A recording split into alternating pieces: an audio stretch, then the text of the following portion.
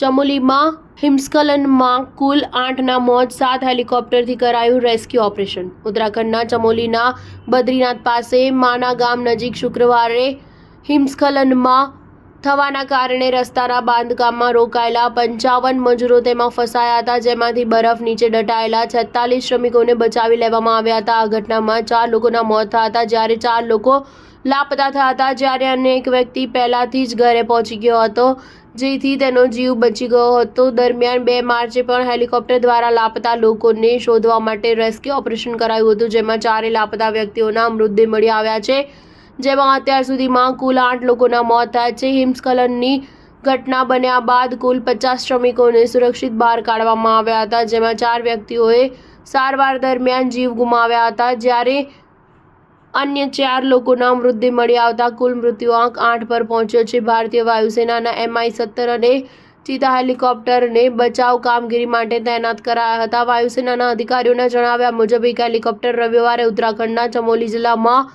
હિમપ્રતાપગ્રસ્ત વિસ્તારોમાં search operation માટે તૈયાર હતું, જ્યારે જોશીમઠમાં ડીએમ ચમોલી સંદીપ તિવારીએ જણાવ્યું કે આજે સવારે 7 વાગ્યે બચાવ કાર્ય શરૂ થઈ ગયું હતું।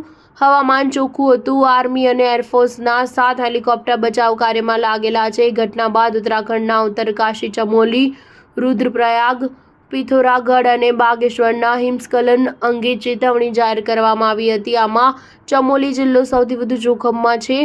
તમને જણાવી દઈએ કે શુક્રવારે ઉત્તરાખંડના માણામાં ગ્લેશિયર તૂટવાને કારણે ભારે હિમસ્ખલન થયું હતું, જેના કારણે બીઆરઓ કેમ્પને નુકસાન થયું હતું। હિમસ્ખલનને કારણે ઘણા માર્ગો બંધ થઈ ગયા હતા। ઘણી જગ્યાએ નુકસાન પણ થયું છે। સરહદી જિલ્લામાં વરસાદ અને હિમવર્ષાને કારણે ગંગોત્રી હાઈવે પર ગંગાણીથી આગળનો વાહન વ્યવહાર ઠપ થઈ ગયો હતો। બીજી તરફ મુખ્યમંત્રી પુષ્કરસિંહ ધામીએ માણા નજીક હિમસ્ખલનમાં ફસાયેલા શ્રમિકોને બચાવવા માટે કરવામાં આવી રહેલી રાહત અને બચાવ કામગીરી વિશે ફોન પર વિગતવાર માહિતી લીધી હતી। મુખ્યમંત્રી પુષ્કરસિંહ ધામીએ હવાઈ સર્વેક્ષણ કર્યું હતું અને ઘટના સ્થળે પહોંચી બચાવ ટીમ પાસેથી માહિતી મેળવી હતી। ખરાબ હવામાનના કારણે રેસ્ક્યુ ઓપરેશનમાં મુશ્કેલીઓનો સામનો કરવો પડ્યો હતો।